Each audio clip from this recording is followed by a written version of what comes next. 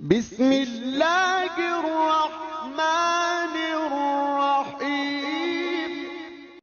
عام بچوں کی طرح میں بھی ایک بچہ تھا۔ مجھے بکریاں پالنے کا شوق تھا۔ میرے پاس جو بکری تھی اس کے سنگ برائے نام تھے۔ اس کی کال پر نقش و نگار ہوتا تھا۔ سردیوں میں میں اور بکری میرے ساتھ رضائی میں سوتی تھی۔ ہم دونوں دوست کی طرح رہتے تھے۔ بکری کے لیے زمین پر روئی کا گدا بچھا ہوا تھا۔ میں نے اس زمانے میں سنا تھا کہ انسان کے بچے بڑے ہو کر بستر کو ناپاک کر دیتے ہیں، لیکن بکری اتنی پاکیزہ اور سلیقہ تھی کہ اس نے کبھی بستر کو خراب نہ کیا تھا۔ مجھ میں اور بکری میں بہت پیار تھا۔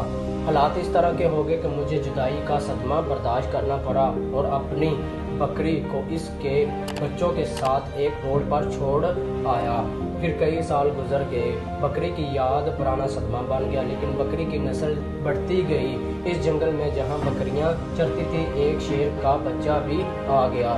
بکریاں درختوں کے پتے چر رہی تھی کہ دو ٹانگیں زمین پر تھیں اور دو ٹانگیں درخت پر تھیں کہ بکری کو ایک شیر کا ننھا سا بچہ نظر آیا۔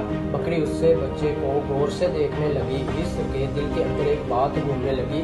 اس نے سوچا کہ ابھی شیر کی ماں آئے گی اور اپنے بچے کو لے جائے گی۔ صبح سے دوپہر، دوپہر سے شام، شام سے رات ہو گئی مگر شیرنی نہ آئی۔ بکری کو فکر لاحق ہوئی کہ یہ چھوٹا سا بچہ کدھر جائے گا، کیا کرے گا، بھوکا بھی ہے۔ بکری آگے بڑھی، اس نے شیر کے بچے کو ممتا سے سونگا۔ شیر کا بچہ حیران پریشان بکری کو دیکھتا رہا۔ اٹھنے کی کوشش کی تو اٹھا نہ گیا کیونکہ وہ ننھا تھا۔ بکری میں اچانک ممتا جاگ اٹھی اور اس لیے اس نے اپنے تھن شیر کے بچے کے سامنے کر دیے۔ بچے نے خوب سیر ہو کر دودھ پیا اور بکری اسے اپنے ساتھ لے گئی۔ شیر کا بچہ بکریوں میں رہتا رہا۔ اس کی نشو و نما اس طرح کی ہو گئی۔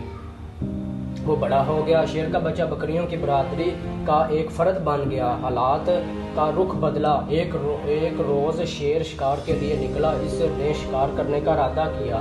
شیر نے دیکھا کہ شیر کا بچہ بکریوں کے ساتھ گھوم رہا ہے اور بہت پریشان ہونے لگا، اور اس نے بار بار آنکھیں بند کی اور کھولی، اور جب اس کو اس بات پر یقین ہو گیا کہ بکریوں کے روڈ میں ایک شیر ہے تو شیر کو بہت غصہ آیا اور وہ زور سے دوڑنے لگا، اتنی زور سے کہ درختوں پر بیٹھے ہوئے پرندے خوف سے اڑ گئے اور جنگل میں تمام پرندے سہم گئے۔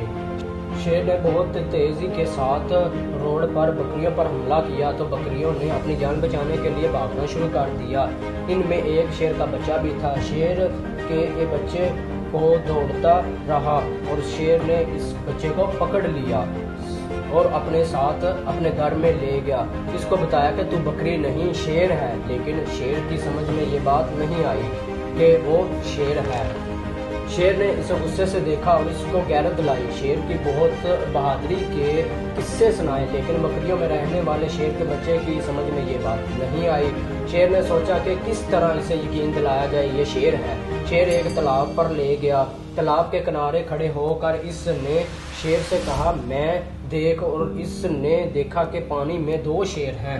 اب شیر نے بکری کے ساتھ رہنے والے شیر سے کہا دیکھ، غور سے دیکھ، تیری شکل اور میری شکل ایک جیسی ہے، تو بکری جیسا نہیں ہے۔ شیر کو پانی میں اپنی صورت دیکھ کر اپنے شیر ہونے پر یقین آ گیا۔ شیر نے اسے بولنا سکھایا۔ شیر بولا تو اس کی آدھی آواز بکری کی طرح تھی اور آدھی آواز شیر کی طرح تھی۔ تو شیر دوڑا اور بکری کے ساتھ رہنے والے شیر کو دوڑانا سکھایا۔ شیر جو بکریوں کے ساتھ پھرتا تھا، اس میں شیر کی خصوصیات پیدا ہونے لگی۔ وہ شیروں کی طرح رہنے لگا۔ پیارے بچوں، یہ کہانی جو آپ نے پڑھی، جس طرح ہر شے کے دو رخ ہوتے ہیں، جیسے گرم ٹھنڈا، میٹھا کڑوا، دن رات وغیرہ، اس کی کہانی کے بھی دو رخ ہیں۔ کہانی کا ایک رخ یہ ہے کہ آپ نے کہانی پڑھ لی اور نتیجہ کوئی مرتب نہیں ہوا۔ کہانی کا دوسرا رخ یہ ہے کہ اس کہانی کا نتیجہ نکلا شیر نے یا بکری میں رہنے والا بکری کی طرح حرکتیں یا خصوصیات پیدا ہوتی ہیں، اور جو شیر میں رہنے والا شیر کی طرح۔ دونوں حالتوں میں شیر نے بچے نے استاد سے سیکھا۔ جب شیر کا بچہ بکری استاد کی شگرد میں آیا تو وہ بکری کی طرح زندگی گزارنے لگا، اور جب اس کا استاد شیر بن گیا تو بکریوں میں رہنے والا شیر بن گیا۔ پیارے بچوں، حضور بابا کلندر ولی فرماتے ہیں بچہ جب پیدا ہوتا ہے تو کولے کی طرح ہوتا ہے اور استاد اسے ہیرا بنا دیتا ہے۔